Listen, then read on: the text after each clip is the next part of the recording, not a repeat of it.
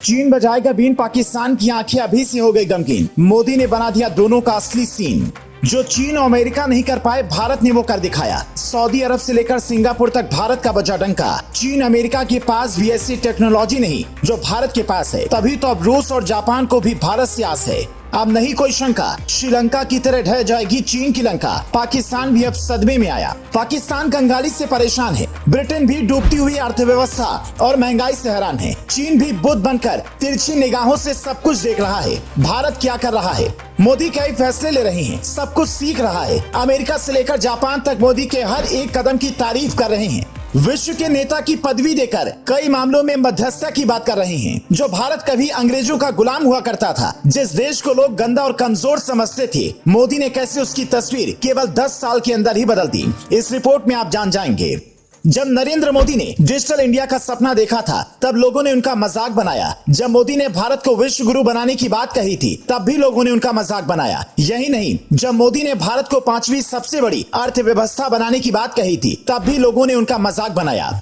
मोदी कुछ भी करें, विपक्ष उनका मजाक बनाता ही बनाता है। मोदी अगर अच्छा करते हैं तब भी उनकी बुराई होती है, मोदी अगर बुरा करते हैं तब भी उनकी बुराई होती है। लेकिन इसके बाद भी जिस तरह से उन्होंने इस बार भारत को बड़ी छलांग लगवाई है, उसको जानने के बाद आपका भी सीना गर्व से चौड़ा हो जाएगा। साल 2019 में प्रधानमंत्री नरेंद्र मोदी ने 2024 और 25 तक भारत को $5 ट्रिलियन अर्थव्यवस्था बनाने की बात कही थी, जिसमें अब महज 2 साल ही बचे हैं। हर किसी के जहन में ये सवाल है कि आखिर मोदी अब इन 2 साल में देश को कैसे इस मुकाम तक पहुंचाएंगे। मौजूदा समय में भारत की अर्थव्यवस्था दुनिया की 5वीं सबसे बड़ी अर्थव्यवस्था है। भारत ने ये कमाल ब्रिटेन जैसे देश को पछाड़ कर किया। मौजूदा समय में ब्रिटेन की अर्थव्यवस्था 6ठे नंबर पर पहुंच गई है। ब्रिटेन जैसा देश आज अपनी तंगहाली से परेशान है और अपनी डूबती हुई अर्थव्यवस्था को मजबूत करने के लिए हर मुमकिन कोशिश में जुटा हुआ है। यही नहीं, यूरोप के कई देश मौजूदा समय में महंगाई की मार झेल रहे हैं। देश के लिए सही नेता का चुनाव क्यों बहुत जरूरी है, इससे हम इस तरह से समझ सकते हैं कि जो महामारी पूरी दुनिया पर आई, उसी का भारत ने भी सामना किया। लेकिन जहां कई देश उसकी वजह से घुटनों पर आ गए, वहीं भारत इसके बावजूद तेजी से अपनी अर्थव्यवस्था को आगे ले जा रहा है। ज्यादा दूर जाने की जरूरत नहीं है, पड़ोसी मुल्क पाकिस्तान को ही ले लीजिए। महामारी से ठीक पहले सब कुछ वहां पर काफी हद तक सही था, लेकिन इसके बाद वहां के नेताओं ने जिस तरह पाकिस्तान का बेड़ा गर्क किया, आज नतीजा सबके सामने है।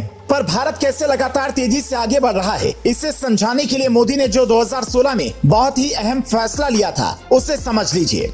यही वो साल था जब देश ने डिजिटल इंडिया की तरफ पहला कदम बढ़ाया था और यूपीआई को लॉन्च किया गया। शुरुआत में तमाम लोगों को यही लग रहा था कि मोबाइल फोन से कोई क्यों लेन देन करेगा, लेकिन किसे पता था कि मोदी का यही फैसला भारत को बहुत आगे तक लेकर जाएगा। महामारी के दौरान जब रुपए पैसे की लेन देन से पहले लोग 100 बार सोचने लगे, तब ये प्लेटफॉर्म सबसे ज्यादा हिट हो गया। फिलहाल भारत ही नहीं, बल्कि भूटान, यूएई, श्रीलंका सहित कई मुल्क यूपीआई के जरिए पेमेंट कर रहे हैं। इसके साथ ही कनाडा समेत करीब 12 देशों में यूपीआई पेमेंट की शुरुआत की गई। इसे बैंकिंग जगत में गेम चेंजर के तौर पर देखा गया। यहाँ तक कि अमेरिका और चीन के पास भी भारत की यूपीआई आधारित भुगतान तकनीकी की तरह सफल यूपीआई प्रणाली नहीं है। अमेरिका भी यूएस यूपीआई भुगतानों का इस्तेमाल नहीं करते, चीन का भी यही हाल है। इसीलिए भारतीय यूपीआई हर दिन नए रिकॉर्ड बना रहा है। देश में डिजिटल भुगतान क्रांति लाने में यूपीआई का बड़ा योगदान है। दिसंबर 2022 में यूपीआई लेन देन 782 करोड़ को पार कर 12.82 लाख करोड़ रुपए रहा। ये अपने आप में बहुत बड़ा रिकॉर्ड है। सबसे अहम बात यह है कि इसके आने के बाद काले धन पर लगाम लगी और ज्यादा से ज्यादा लोगों के पैसे बैंक में रहने लगे। इसकी ही बदौलत लगातार भारतीय अर्थव्यवस्था में सुधार हो रहा है और अगर ऐसा ही रहा तो इसमें कोई दो राय नहीं कि 2025 तक भारत $5 ट्रिलियन वाली इकोनॉमी वाला देश बन जाएगा।